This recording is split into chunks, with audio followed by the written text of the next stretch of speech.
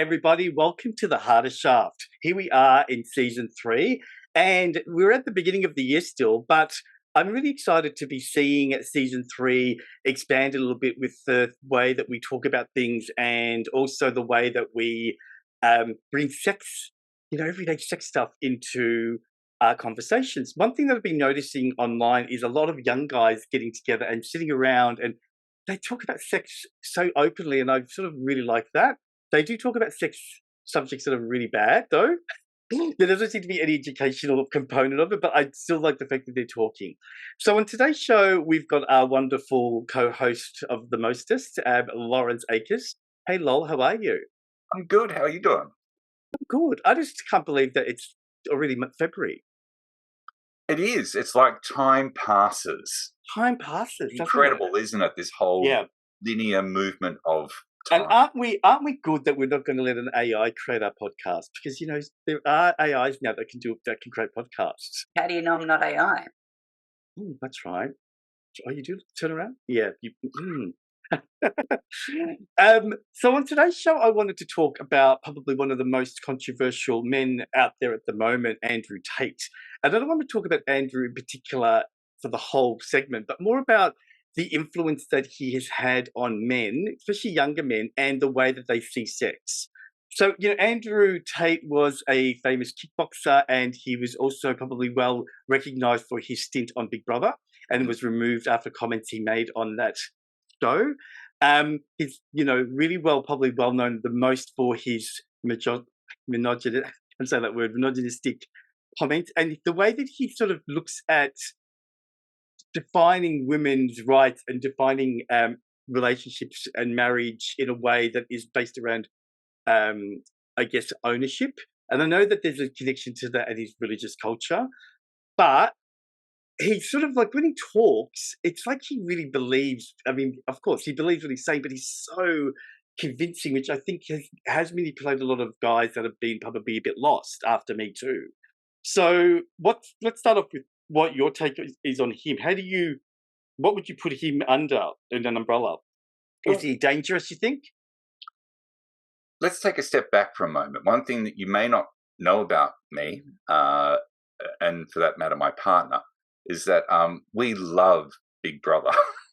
Of course, yeah.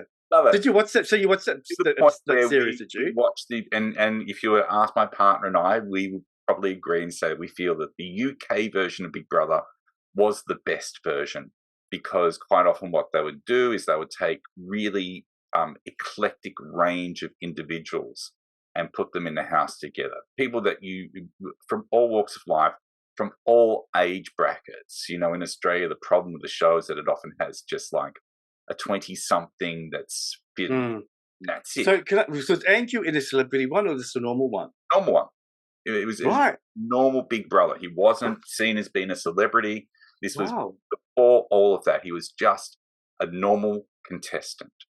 Okay. And what was interesting was, I only realized recently that Andrew Tate was that person. So I had completely, because he's physically, I think, a lot more built nowadays. But I can also remember I had flashbacks to watching the show and thinking, this guy is a real wanker. And and kind of getting a sense of that as well. And also what was interesting was the fact that you could get a sense that the housemates were really divided about him as well. Really polarizing. In what way? I'm just that's a curious thing. So do you feel like there was people that agreed with him, people that were scared? Yes. He had opinions, very strong, very confronting opinions. And he would say a lot of things that he would say things that you weren't quite sure, is he saying it to big note himself? Is he saying it just because there's a lot of insecurities here? That part of me that's fascinated in watching people and how they engage was really like ticking over with him, because. And so you said that he was a bit of a wanker. Do you feel that was because you didn't know anything about him. So did you just get this energy from? Because it would have been at a time that a man wasn't doing that as often as they are now, probably. You're absolutely right.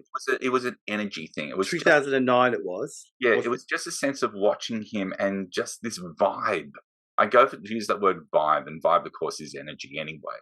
But there was this vibe about him that, this guy was either an absolute tosser because he said things that were really confronting and controversial, even then. And because of that, there were people in the house that were okay with him and supported him, and there were people that were really put off by him. Do you mind if you maybe share, like, what was the theme? Was it basically what he's doing now? Or was it just like, was he just called, was he just ultra masculine, you think? Honestly, I haven't gone back and watched the episodes. Okay. I just remember the thought at the time of thinking, I don't really like this person. Yeah. I think that he's got the ability to actually, how you said before about he was saying things and you were wondering.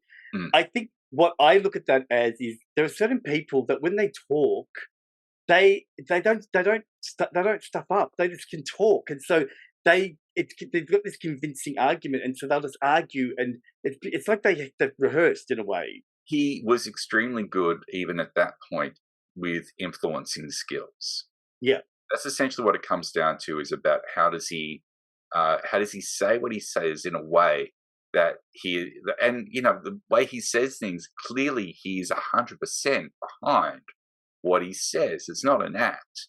This is someone who's speaking with a certain amount of intention and conviction, and because of that, he is able to really influence to get an audience. So, do you think that this is, I think, and everyone's asking why. Do you think it was just the right time? Do you know what I mean? Like, you sort of think to yourself, okay, there's a guy in Big Brother, he's being a bit of a dork, and then all of a sudden he comes out and raises this big social following, and looking back at when that was happening, it was like you said, not many people were doing that, so it was like the right time. Well, when he was removed from the house in Big Brother, they didn't say why initially, right? Because I remember even as a viewer thinking, "Oh, what happened?" And it was only afterwards that we discovered that there had been footage discovered of him allegedly whipping a girl with a belt. And that it had come across as being, we have to get this person out because... Wasn't there also something to do with his penis? Pardon? I thought there was something to do with, again, that the girl that he was whipping. Was she consenting to that? No, I don't know the answer to that. All I know is that this footage... Okay, I think I'm getting confused. Do you remember the Australian Big Brother where there was two guys and a girl? Incident. Yes. That's it. Sorry. Yeah. So it's good in a way that Big Brother did that. Yeah. But do you feel that what do you think is the reason why because you said that you didn't feel like he was talking sense at the time. Why do you think so many people have listened? I don't think it was a case that he wasn't talking sense. He made perfect sense. It's just I didn't agree with his values that he was talking about. His values came across as being, quite aggressive. And, I think even now we can look at how he talks, and there is an aggression about it. There's a mocking, there's an aggression. And again, I think there's an absolute. He believes that this is what I mean is that he's got counter arguments. Yeah, it's the alpha male, really. Yeah. It's the role of the alpha male. And don't you think that there's also a part of him being influenced by his religion because his father, the males are in those sort of religions are sort of because he mentions that in interviews that he respects women, but he also knows that he's the person that has to support his family, that he does expect if he gets married, his wife has to stay at home. So there's a lot of inbuilt belief that he also plays into a lot of theories that are circulating nowadays. I'm avoiding upsetting certain people by using terms. No, upset. It's okay because I know that this is an uncomfortable topic because I was going to say I believe that Jordan Peterson is saying the same things, but he's saying them in a more like educated way. Where when I think about listening to like Andrew Tate talk, I feel that he's more he's an academic like Jordan, right? So he has to prove himself. So there's this thing, and so and remember, the way that he's become famous is through sensationalism. Like, Piers Morgan gets him on the show.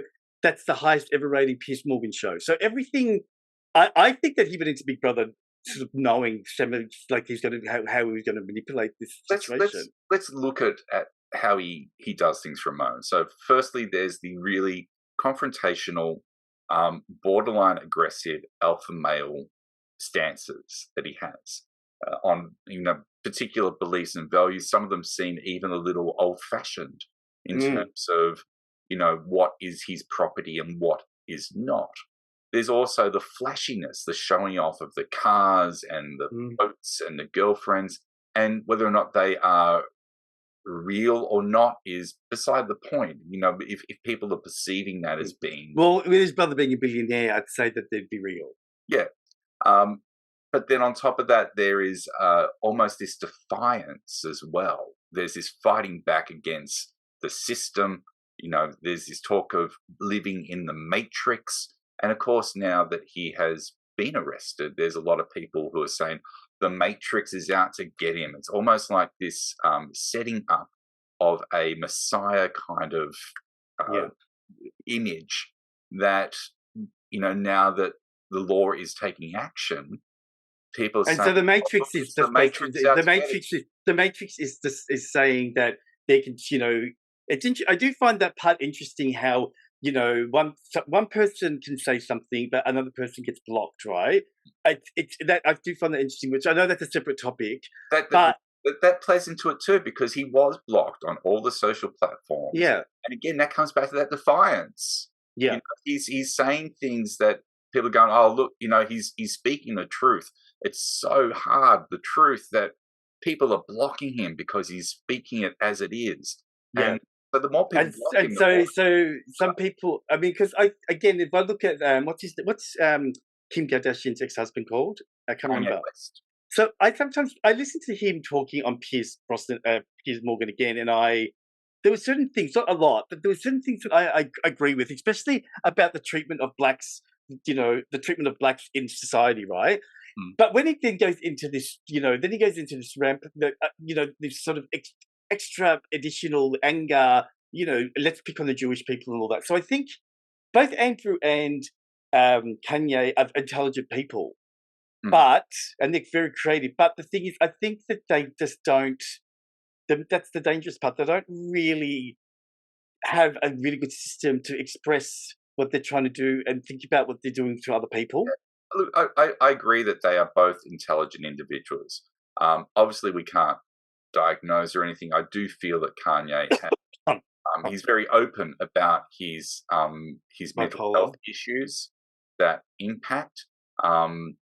In the case of Andrew Tate, I do believe he is an incredible manipulator, and that he has finally crafted this manipulation in a way that has, he is an influencer through and through. It's a real version of that, isn't it? So because then you got what's his name, Jordan Peterson, and they're putting him in the same.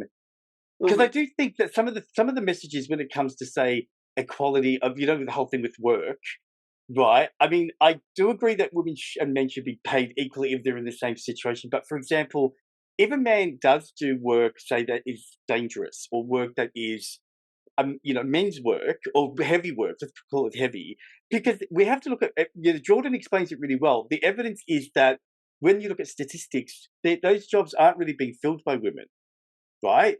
So I'm not saying that women shouldn't apply for them, because that's what he's saying. Of course they should.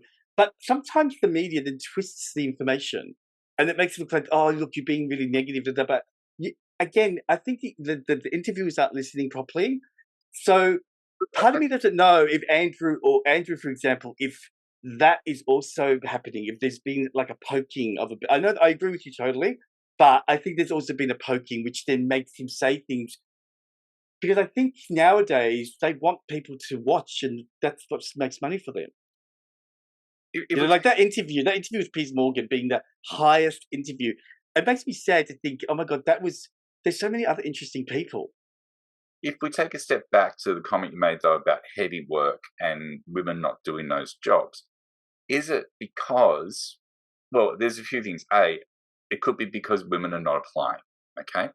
Mm-hmm. B, it could be because there is a preconceived notion held within society that heavy labour is not a woman's place. Now, I personally know of quite a few women who could beat the living shit out of me. Sure. And who would be able to do that job easily. So sure. It's a combination of, I think it's important we don't. But we need to look at the bigger argument that they're making, right? They say they're using the word equal pay.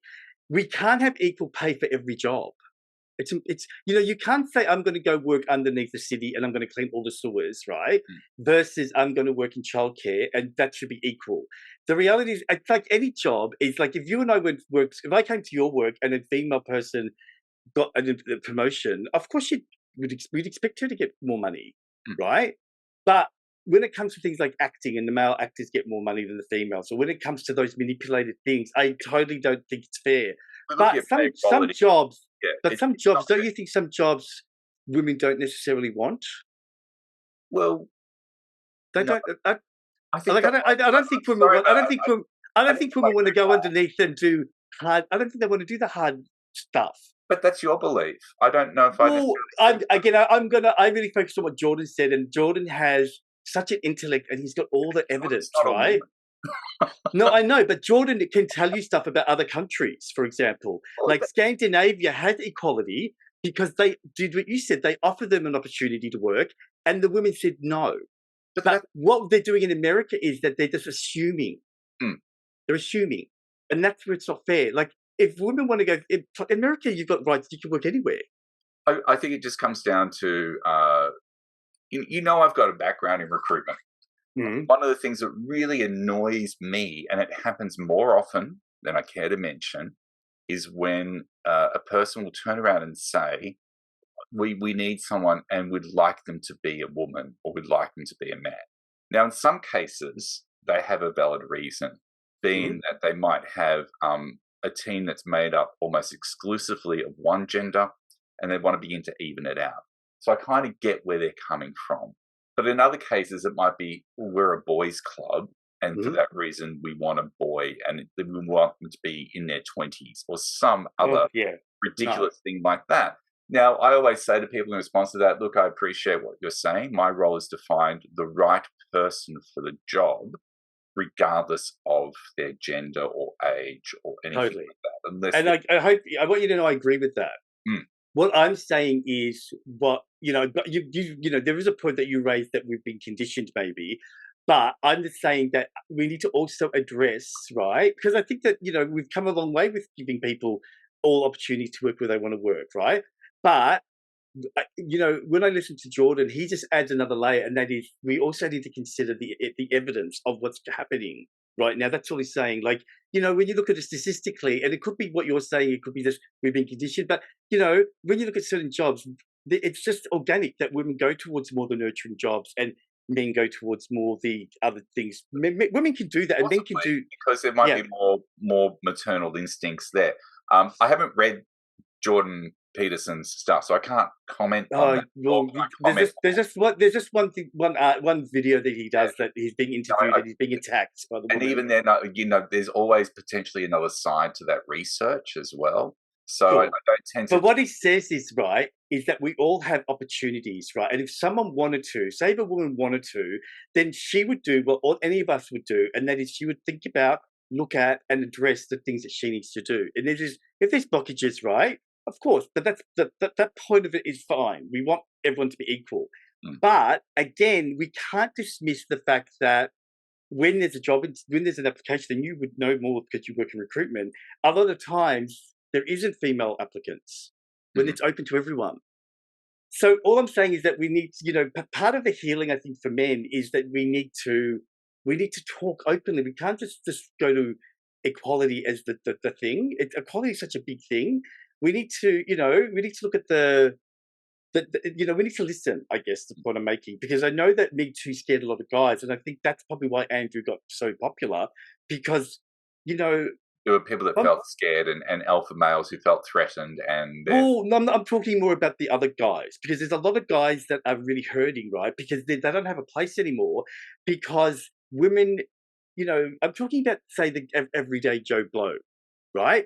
So they've been dismissed a lot of the times, right? And so they don't really have a space because, a lot of times women might swipe left, for example, but there's no dialogue around that. So there's no way for them to understand.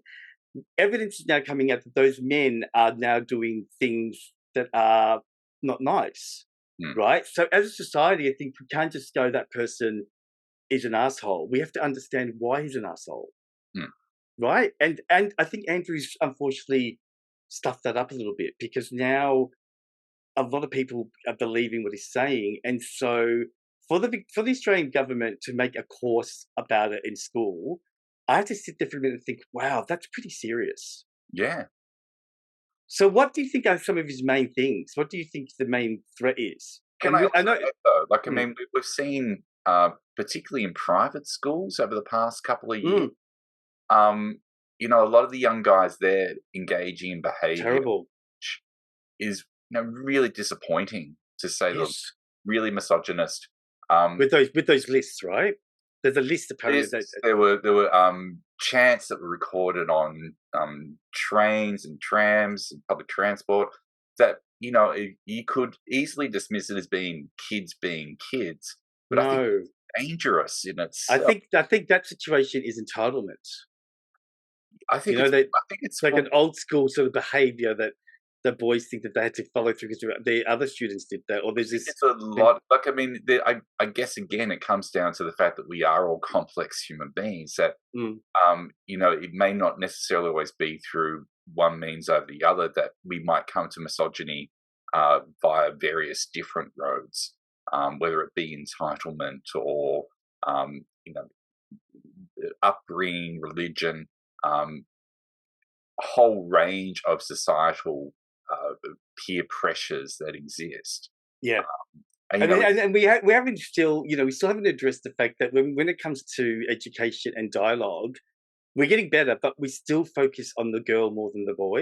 Do you know what I mean? And like, I know that we're trying a lot more, but some of my school teacher friends are saying that it's difficult to try and navigate how you teach a boy.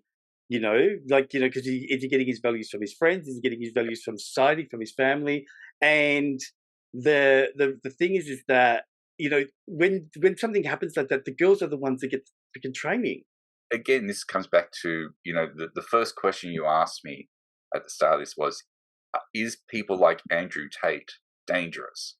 Now, the answer to that question for me is yes, because his way of engaging with the world, as I mentioned before, is through a cockiness that he believes is correct, through mocking of others, and through this kind of show of strength, this alpha male.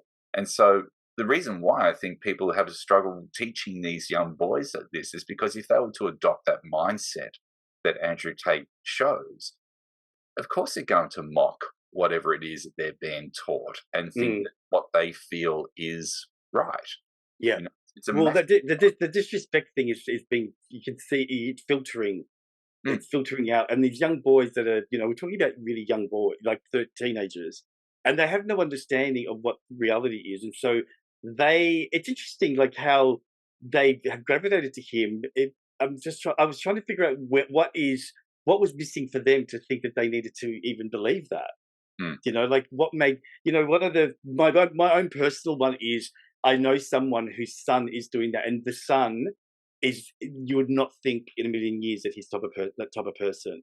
So there either was something going on for him privately, like maybe as he became a teenager, and so because he had sisters as well, which was interesting. And maybe it's simply peer pressure to try to fit in with his group of friends. You know, it's a tribe mentality. Well, I also think that there isn't that thing. You know, think about. I don't know about you, but do you feel like you had a mentor when you were growing up?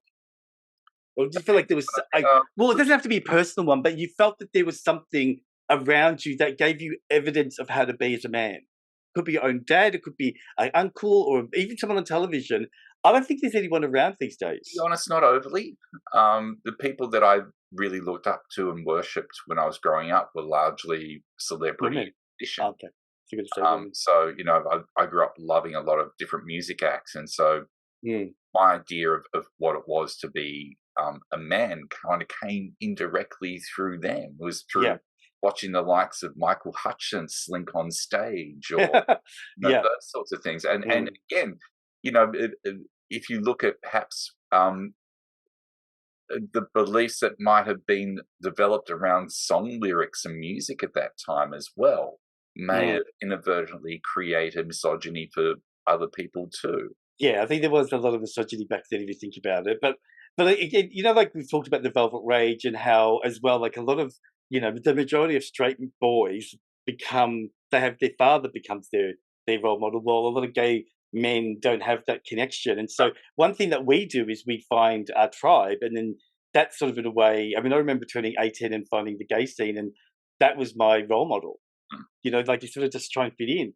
Where if we take that same situation, but apply it to the boys that are looking at Andrew, we've had COVID. There's instability with the economy. No one knows what's going to happen with AI and work, and so they were sort of lost boys, right? And nowadays you can't sort of tell kids what to do because it's different to when we were around. Like kids get away with a lot more. So I think Andrew just offered a voice, you know, because we could expand on that. And you know, I think we throw around that word so often that we may have forgot what that word actually means. Yeah. You know, as an influencer, he is going to influence not just what people engage with, but also how they act. Yeah, and they want to be him. They want to be him. That's the thing that. Yeah, they want. Well, you know, do you think they're going to want to look at his allegations of the sex trafficking? Do you think they might look at that as a good thing? I don't know if they'll look at it as a good thing. I think from a lot of what I've seen online, there's a lot of you know, this is the Matrix setting him up. He's an innocent man that's been brought down for speaking the truth. Sure. You know, that's kind of the mindset that's going on here now. I know, but like, so if they don't address what he's doing, if he's found guilty, that to me is scary, because it just gives them permission to treat women badly. You know, I mean, like when I found out that when that came out, that news, there was a moment where, look, I didn't follow him like these guys did, but there was a moment where I thought to myself, like, does everyone is there a corruption everywhere? Like we see one thing and then you find out another thing. So, you know, you sort of think to yourself, you know, people know that there's something wrong with him, but yet then when we find out, why are we surprised? I think also, you know, I think we have to also look at the exchange between him and Greta Thunberg, and how, you know, he decided to go after essentially a young lady. Yeah, 17. For whatever reason, you know. Well, she bruised his ego because he was talking about his cars. You know, he kind of started it. I know. And, you know, was being a dick to her, and then she managed to take him down in one tweet. I thought, well, even that itself is how the police found him. They found him because he posted with a pizza box and it had the name. I love that. That's not actually true. The police had been for a while. That's actually been debunked. I did celebrate that night by buying a pizza, though. Yeah. I mean, so before we finish, I guess, what would be your advice to men that may feel confused about, like, how they have sex or how they are around women, you know, in Australia, based on what they believe is being influenced through Andrew Tate or through other men that have got the voice? Completely honest, and maybe I'm biased here. Maybe this is my own judgment coming up. I don't think those people have the slightest interest in hearing what my advice is to them. I think that what's happened, right, is I think every opportunity of debunking someone gives a small window, because otherwise, you know, what may happen is it'll be a Lord of the Flies sort of mentality where people just do what they want. And so they're really sort of doing a lot of like people in high school. I really feel that there's a culture, like, I don't know if you want to know what's going on in high school, but there's a culture of accepting when men want sex, right? And so that's happening. And I never thought it was going to ever happen in Australia. So when my clients tell me that, and it's also there's a line now between bisexuality and, you know, so my clients, some of them have been male who have been raped by men at a party, and so it's sort of like, oh my God, like, and no one talks about it. No one's actually sort of saying that's wrong, right? And it could be because like they're going to tell us to piss off and mind your own business, or we have to sort of educate people to say you're allowed to say no. It's just kind of coming back to where I was going with my comment, being that I don't think the ones that are indoctrinated, for want of the word, into Andrew Tate's philosophy is necessarily going to listen. But their friends, my advice to their friends is that if you see someone beginning to spout dickhead philosophies like that, please be a mate and, you know, talk a little bit of sense into them. It doesn't have to be aggressive. It might be more about having just an open discussion about how that kind of language might impact on some of the people that, you know, they care about, you know, if they've got sisters or mothers or even girlfriends. It's Have you even noticed it at work and how they're talking to people? Yeah, I think the other guys are the ones that kind of need to step up a little bit here. Yeah. To call out that. So I want to ask you one quick question. Caring. Yeah. Do you think in your own life, and again, this is just the way we'll end it, have you ever experienced realizing that you had unconscious bias? Oh yeah. Yeah. And you know, I think we all do. It's a very normal part of being human. So I don't think there's any shame in recognizing when we do carry that. I think it's up to us though to become more aware of it and to begin to make the changes necessary. You know, it's kind of funny when I go back and I look at some of the things we even watched on TV in the 80s and 90s. I know. Well, that was a really bad time. I kind of cringe thinking, "Oh my God!" And you know, it's the part of me still finds it funny. But well, you know, I mean, there's part of us I think that needs to accept that was the time, right? But like, think about how white everything was. Yeah, but you know, I think there's also it's a dual thing here. We can allow some permission to forgive ourselves for not knowing better at that time. Yeah. But we also need to be accountable for making sure we do better in the future, so that those people that may have felt laughed at, ridiculed, mocked, attacked, threatened, can know it's not acceptable if they continue to feel that anymore. We need to be accountable and make sure that people feel. Yeah, I mean, the most funniest one I find is when people see, say, an Asian person and they go, "Can you speak English?" Or like they have this. So that sort of stuff to me in this day and age makes me giggle a little bit because I'm thinking like people are still stuck in this. We're still stuck in this Kingswood Country. Remember that show, Kingswood Country? And you know, it wasn't that long ago that you know, men viewed a wife as their property, as the subservient. You know, it's an old belief. And that's what I was saying before about Andrew Tate, that some of these beliefs are really old-fashioned, this whole notion of women. But I'm guessing there's probably a lot of women that are still trapped in that domestic violent world. Yeah. And my heart goes out to them because it must be horrible to feel like you're not valued as a human being, you're valued as a property. Yeah. Yeah. Thank you so much. Again, you've been an insightful balance to my thoughts. I never picked you as being a Jordan Peterson supporter.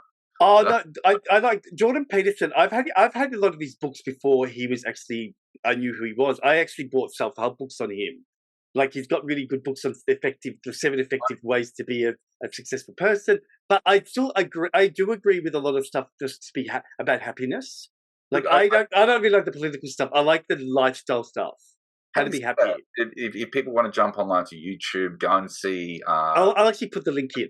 A conversation Russell Brand had with him around transgender people, again, really fascinating. I mean, Russell Brand's views nowadays are also kind of verging on extreme in some cases.